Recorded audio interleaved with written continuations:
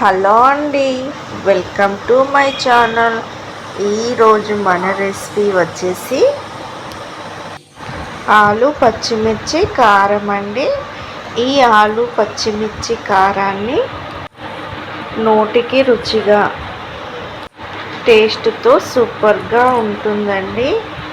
ఇప్పుడు ఆలు పచ్చిమిర్చి చేయి విధానం ఎట్లో చూస్తుండండి. ముందుగా స్టవ్ వెలిగించుకోవాలి. ఒక గిన్నెలోకి ఆలుగడ్డ ముక్కల్ని వేసుకొని ఇలా ఒక 70% వరకు ఉడికించుకోవాలి. అవి ఉడికే అంతలో మనం పచ్చిమిర్చి పేస్ట్ని అయితే రెడీ చేసుకుందామండి. 1 ఇంచు అల్లం ముక్క, 7-8 వెల్లుల్లి రెబ్బలు, 5-6 పచ్చిమిరపకాయలు, కొంచెం పుదీనా, ఒక మీడియం సైజ్ టమాటా, కొంచెం కొత్తిమీర వేసుకొని మిక్సీకి అయితే పట్టుకోవాలండి. నేను ఒకటి మర్చిపోయానండి, మంచి గ్రేవీ కావాలి కదా. గ్రేవీ కోసం అయితే ఒక 10 నుండి 15 వరకు పల్లీలను తీసుకొని వాటిని కూడా ఈ పచ్చిమిర్చి పేస్ట్లో వేసి మిక్సీకి అయితే పట్టుకోవాలి బాగా మెత్తగా. ఇంకా మనం పేస్ట్ రెడీ చేసుకునేంతలో ఆలుగడ్డ కూడా మంచిగా ఉడికిందండి. ఇలా ఉడికినాక ఇంకా అదే వేడి నీళ్ళల్లో ఉండనివ్వకుండా కూల్ వాటర్లో వేసుకోవాలండి. కూల్ వాటర్లో వేసుకొని ఇప్పుడు స్టవ్ వెలిగించుకొని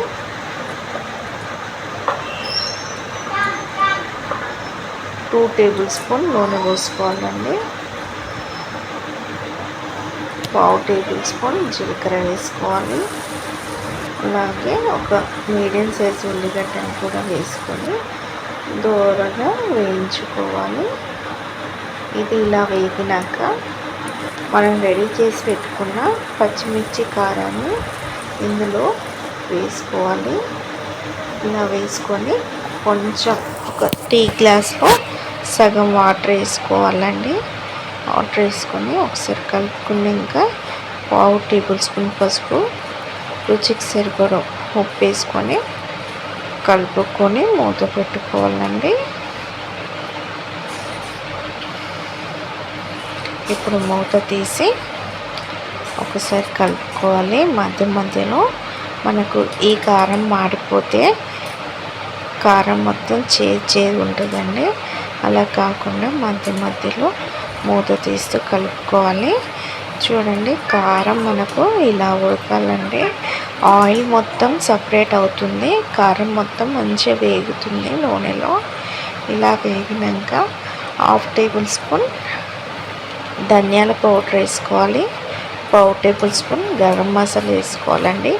ఈ గరం మసాలా అనేది మనం హోల్ గరం మసాలా ఉంటే 1 ఇంచు దాల్చిన చెక్క, 2 లవంగాలు, 1 ఇలాచి, 1 మరటి ముగ్గ మనం పచ్చిమిర్చి పేస్ట్ చేసుకునేటప్పుడే వేసుకొని చేయొచ్చండి. లేకపోతే ఇలా మసాలా పౌడర్ ఉన్న మసాలానైనా వేసుకోవచ్చండి. ఇలా వేసుకున్నాక ఇందులోకి ఉడికించి పెట్టుకున్న ఆలుగడ్డ ముక్కల్ని వేసుకోవాలి.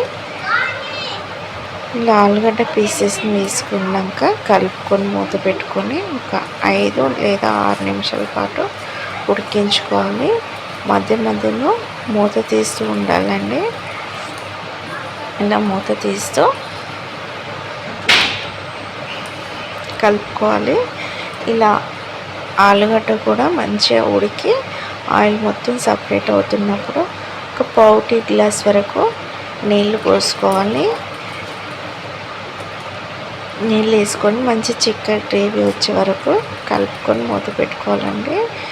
ఇలా మూత పెట్టుకున్నాక మనకు ఇలా ఎక్స్ట్రా ఆయిల్ అయితే సపరేట్గా వస్తుంది. మనకు ఈ కారం మంచిగా ఉడికినాక ఆయిల్ సపరేట్ అవుతున్నప్పుడు కొంచెం కొత్తిమీర తరిగి వేసుకొని సర్వింగ్ బౌల్లోకి తీసుకొని సర్వ్ చేసుకున్నారంటే ఎంతో రుచికరమైన ఆలుగడ్డ పచ్చిమిరపకాయల కారం అయితే రెడీ అయినట్లే ఫ్రెండ్స్. ఇది అన్నంలోకి చపాతీలోకి చాలా బాగుంటుంది. ఓకేనా? ఈ వీడియో కనుక మీ అందరికీ నచ్చినట్లయితే లైక్ చేయండి, షేర్ చేయండి, కామెంట్ చేయండి. ప్లీజ్ సబ్స్క్రైబ్ చేయండి ఫ్రెండ్స్. ఓకేనా. Bye bye. మరిన్ని వీడియోస్ అయితే చూస్తుండండి ఫ్రెండ్స్. బాయ్.